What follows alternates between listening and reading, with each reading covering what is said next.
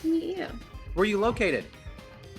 I'm in Kansas City, Missouri. Are you really? Okay. Yeah, Excellent. yeah, Very cool. Yeah, we're yeah, just right here in the same area then. So, well, cool. Well, it's yeah, great to meet you. Thank you for taking a minute out today.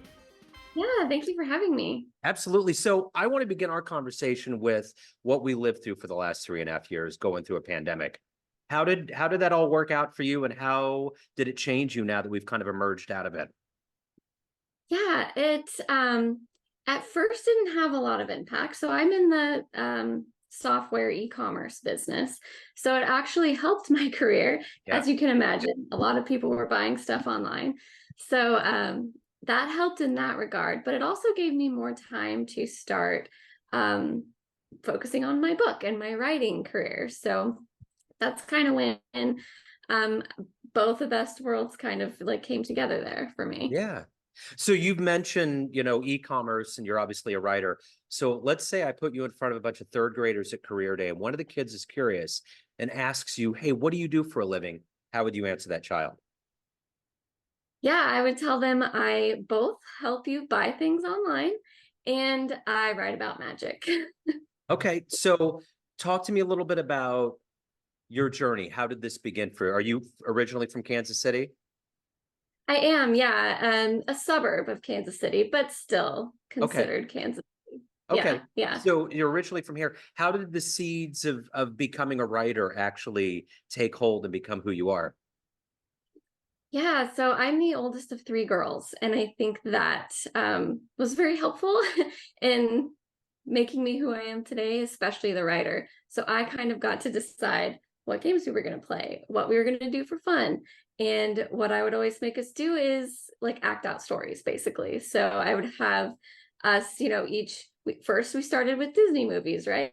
Like, let's act this out. And so we started there, started writing my own stories and then making us kind of act them out. We would put on plays and all of that. So I think that's kind of where it started. It was always about stories.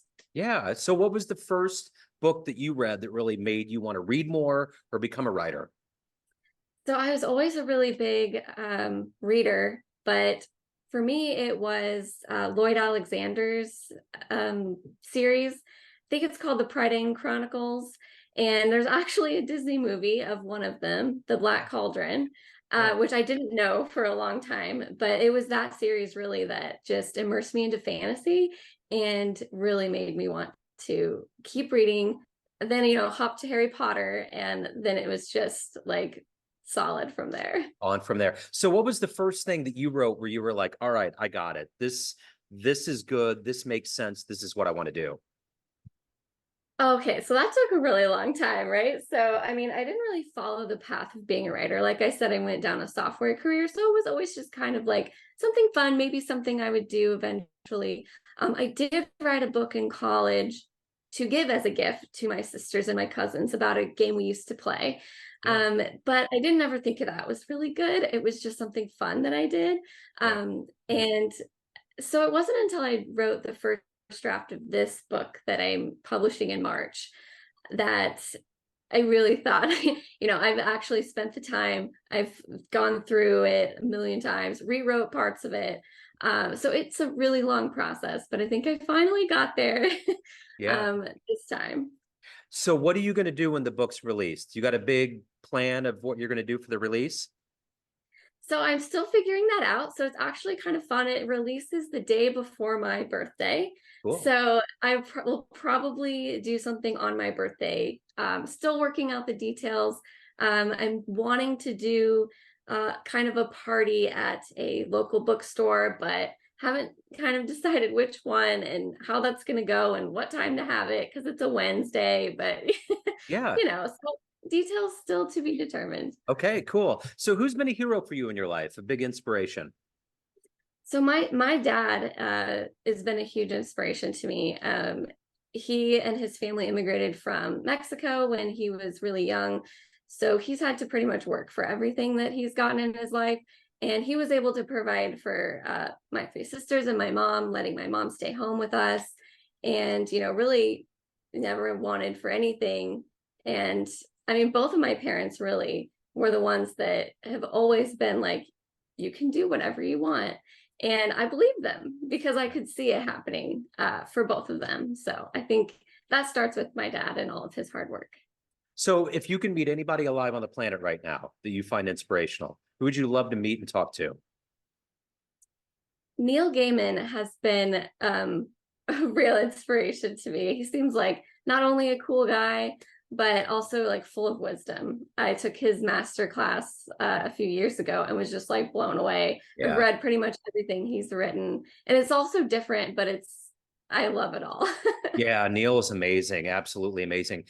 So what is it for you that makes you who you are? What motivates you to get up, to write, to be who you are? What is that for you? So I've seen a lot of people, yeah, I mean, it's probably not just a Midwest thing, but a lot of people just kind of like go with what they think they're supposed to do, right? And kind of settling along the way and kind of just doing what they're supposed to do, right? So I think like a deeper message of the book that I wrote. I mean, it's about, magic and dragons and all that, but I mean, then the deeper level, it's about, getting that message out there that you don't have to settle, that you don't have to check off a checklist. There's not a right way to do it. And that, follow your heart. Yeah. Yeah, for sure. So of all of the things that you've done up to this point, what are you the proudest of? Finishing this book. It has been a long time coming. It's been on my heart for years. It started out as, a childhood game, and it's finally getting out there. So that is definitely what I'm most proud of. So being here in Kansas City, what do you like the best about living in Kansas City? Oh man, I love everything about Kansas City, and I'm kind of worried that people are going to catch on and how great it is. Yeah. Because I mean, you've got the hometown feel, right? Where everyone is pretty nice and wants to help each other, and you are only like two contacts away usually from anyone. And so you've got that feel, but you've also got the city vibe where there's always something to do. I mean, we've got tons of sports, we've got the performing arts, we've got a great brewery scene, and I mean, it's just what more could you want? Yeah, it is really, I've been here for quite a while and it's cool to see everything kind of grow the way it has. And because I was Yeah. I was here in the dark ages where there was no championships, no chance at championships, bad quarterbacks, bad everything. And like downtown was sparse and now Mm-hmm. everything's getting built up. Like I drove by that soccer stadium off the riverfront the other day. Yes. Yes. It's beautiful. Yeah. Yeah. The fact that it took them that long to capitalize on that real estate with the view and everything, it's Yeah. pretty majestic. Yeah. Yeah. And we're getting the Yeah. World Cup. I mean, I want to And really we're getting know, like, I want to yeah. know what back, if there was a backdoor meeting that went on, like, how did Kansas City get this? Yeah. Yeah. I have no idea. I mean, part of it is our soccer scene. Our soccer I scene is know great. it's true. We have a good market for it. Yeah. We are technically called the soccer capital of the world. We are. So Yeah. there's something to be said. And it doesn't hurt that you have Mahomes and you have a lot of things happening. Exactly. So Yes. it's good. Yeah. He has brought a lot, Oh, just his yeah. name brought a lot of attention and Mhm. a lot of, celebrities Yeah. thinking that, hey, maybe Kansas City is actually a cool place. Well, Taylor Swift's hanging out. So there you go. That takes care of Right. that. And that's helpful. Yeah. Yes, absolutely. Yeah. So let me ask you this. Everyone out there has a perception of you, family, friends, colleagues, everyone in your life, but you run the show. What's your perception of you? Who do you think you are? So I'm a dreamer, I think, but a dreamer with a plan.